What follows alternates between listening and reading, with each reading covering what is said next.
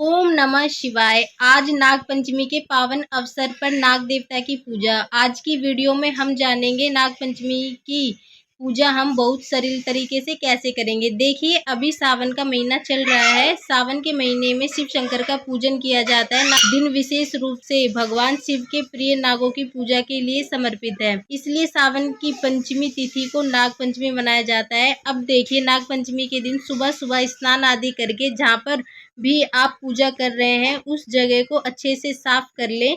साथ ही में साफ करके हम इस जगह पर पूजन करेंगे। तो सबसे पहले हमें नाग देवता बनाने हैं। नाग देवता बनाने के लिए मैंने यहाँ पर एक प्लेन कागज ले लिया है। मैं इसी पर नाग नागिन की आकृति या चित्र बनाऊंगी। देखिए, अगर आप चाहें तो ये डिब्बी वाली काजल से भी आप नाग नागिन बना सकते हैं, और अगर आप चाहे तो स्टिक वाला काजल भी यहाँ पर ले सकते हैं। मैं यहाँ पर मार्कर से नाग नागिन बना रही हूँ, और आपके पास मार्कर है तो आप मार्कर से भी बना सकते हो, नहीं तो आप कोयले से भी ये चित्र बना सकते हो। अब देखिए, मैं यहाँ पर प्लेन पेपर पर नाग देवता की आकृति बना रही हूँ बड़ी ही आसानी से। अगर आपके यहाँ पर टाइल्स लगी है तो आप वहाँ पर बना सकती है, वहाँ पर बड़ी ही आसानी से कपड़े से साफ हो जाएगी।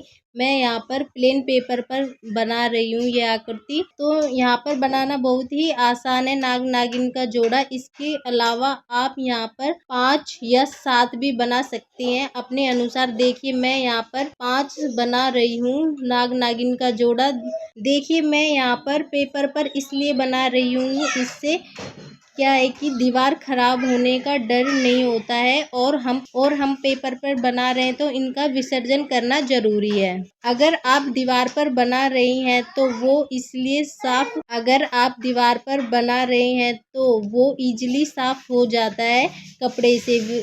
विसर्जन का कोई चक्कर नहीं होता। अगर आप चाहे तो यहाँ पर आप नाग नागिन आटे से भी बना सकते हैं, उनका विसर्जन करना जरूरी होता है। कि यहाँ 5 नाग देवता बना लिए हैं। अब इसके बाद हम पूजन करेंगे। सबसे पहले जल के छींटे लगा लेंगे नाग देवता का ध्यान करके। इसके बाद में दीपक जलाना है।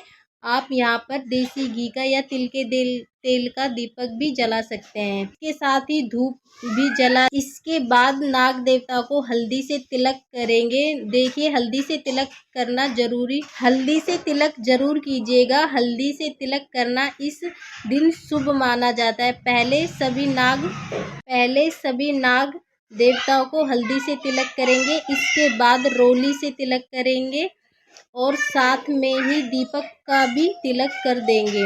इसके बाद नाग देवताओं को अब हम फूल चढ़ाएंगे। नाग देवताओं को खुशबू बहुत पसंद है, सुगंधित चीजें अत्यधिक पसंद होती है। तो आप यहाँ पर फूल जरूर चढ़ाएं। जो भी फूल आपको मिल जाए वो आप जरूर चढ़ाएं। और सावन के पावन अवसर पर फूल आपको कहीं से भी बड़ी आसानी से मिल जाएंगे। अब हम नाग देवता को भोग समर्पित करेंगे।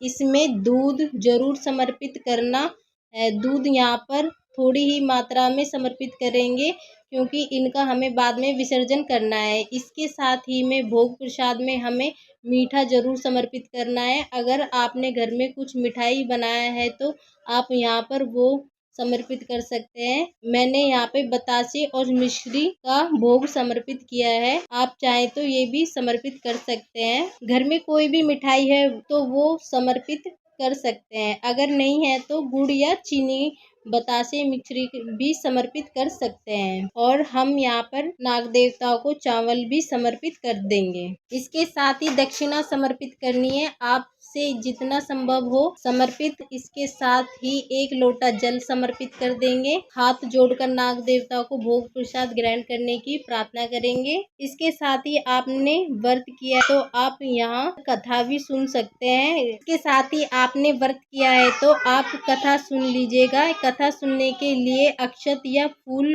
हाथ में लेकर कथा सुननी है।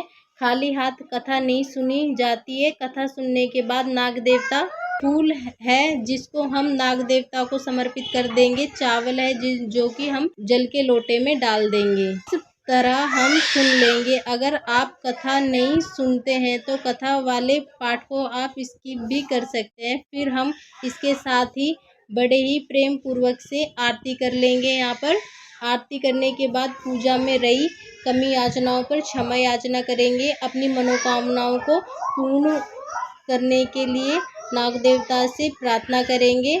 इस तरह से हम पूजन कर लेंगे। सुबह के समय हमें ये पूजा करनी है। अगर किसी पर काल सर्प दोष है तो नाग पंचमी के दिन काल सर्प दोष निवारण किया जाता। उसमें क्या होता है कि चांदी के या तांबे के नाग नागिन बनवाए जाते हैं और मंदिर नागिन भगवान शिव पर समर्पित किए जाते हैं और इस तरह से काल सर्प दोष का निवारण किया जाता है। इसी दिन काल सर्प दोष का निवारण भी करवाया जाता है। देखिए, पूजा के बाद हमारा धूप दीप शांत हो जाए तब हमें क्या करना है।